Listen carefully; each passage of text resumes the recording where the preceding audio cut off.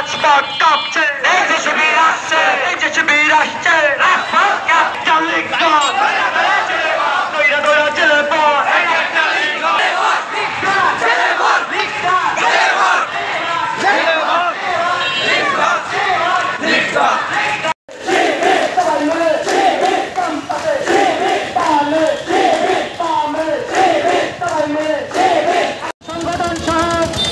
তাদের যে অরাজকতা বা সারা বাংলাদেশে তারই প্রতিবাদে আজকের এই বিক্ষোভ মিছিল পরবর্তী সমাবেশে সম্মানিত উপস্থিতি, আসসালামু আলাইকুম।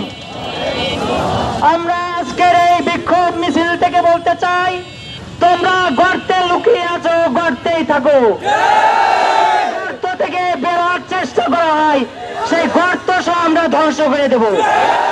সম্মানিত উপস্থিতি, জিন্দাবাদ জিন্দাবাদ,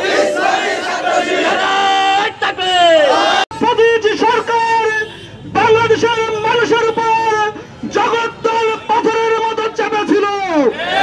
দীর্ঘ 16 বছর ধরে বাংলার মানুষকে তারা নির্যাতন করেছে।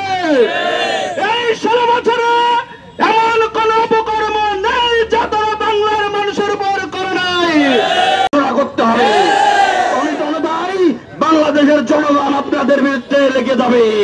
আপনারা সেই আন্দোলন টেক্কা দিতে পারেন, আপনাদের থাকার যোগ্যতা আপনারা হারিয়ে ফেলেছেন।